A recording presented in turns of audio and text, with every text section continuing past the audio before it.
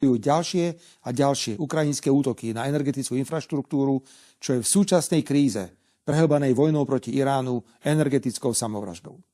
Nerozumiem, prečo teraz, práve teraz, Európska únia neodmietne poskytnúť Ukrajine 90 miliardovú vojnovú pôžičku, keď vidí reálne, škodlivé kroky ukrajinského politického vedenia.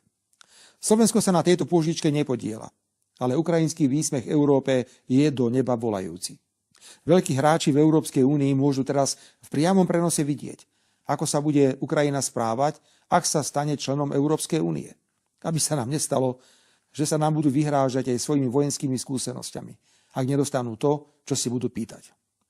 Ukrajinské politické vedenie vyhodilo do vzduchu plynovod Nord Stream. Odpojili Slovensko a Maďarsko a tým aj celú strednú Európu od ropy. Prerušilo dodávky plynu. Útočí na ropnú a plynovú infraštruktúru, doslova poškodzuje energetickú bezpečnosť Európy. A ako reakcia prichádza vyznamenanie Zelenského v Európskom parlamente. 90 miliardová pôžička, ktorú nikdy Ukrajina nevráti. A dobre, že nie, okamžitá pozvánka do Európskej únie. Toto zdravý rozum neberie. Z úmyselných škodlivých ukrajinských krokov a nezmyselnej vojny Spojených štátov a Izraela proti Iránu dnes najviac ťaží Rusko. Ceny ropy a plynu vyleteli do nebies a tým aj príjmy do ruskej štátnej pokladnice, pretože nie je žiadnym tajomstvom, že významnú časť ruských príjmov predstavuje práve export ruskej ropy a plynu.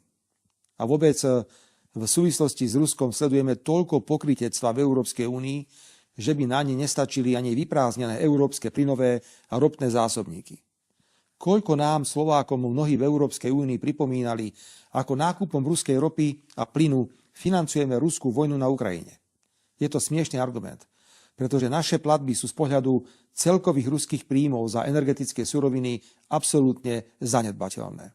Za to ale, ak porovnáme marec 2026 s marcom 2025, tak ľahko zistíme, ako stúpol vývoz ruského skvapalneného plynu do západnej Európy. Už odmietam počúvať akékoľvek moralizovanie na našu adresu. Ak si iní bez hanby chránia svoje vlastné záujmy a ešte nás budú pritom aj poučovať z morálky. Slovenské národno-štátne záujmy si budeme chrániť aj my, ale s hrdosťou a nie pokrytecky. Slovensko si musí naďalej zachovať schopnosť suverénne vyslovovať svoje názory a nebyť poslušným európskym somárikom, akým sa stane okamžite potom, čo by sa na Slovensku chopili v moci opozičné decká. Už som dnes raz povedal, že v ťažkej medzinárodnej situácii a v ropnej kríze sú úspešnejšie ako tak vnútorne zocelené štáty. Ako opozícia pomáha slovenskej vláde v týchto ťažkých časoch? Vážení priatelia, ešte raz postavím tú istú otázku. Ako opozícia pomáha slovenskej vláde v týchto ťažkých časoch? Nijako. Naopak drží sa svojho programu, ktorý zadefinoval mladý Šimečka, keď vyhlásil, že úlohou opozície je škodiť.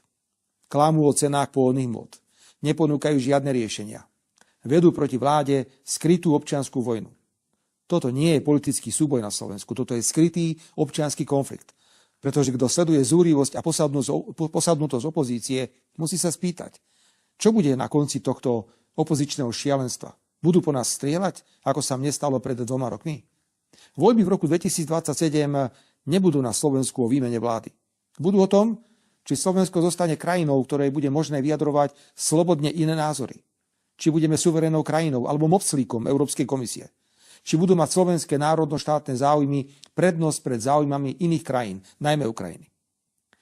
Súčasná vládna koalícia napriek vnútorným špecifikám, ktoré spôsobil rozpad poslaneckých klubov Hlasu a SNS, musí mať silu zvládať nielen opozíciu, naprogramovanú na škodenie a likvidáciu všetkého národného a suverénneho.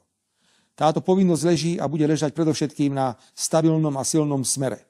A ja oceňujem, ak u koaličných partnerov vidím rovnaké vnímanie tohto hlavného poslania vládnej koalície.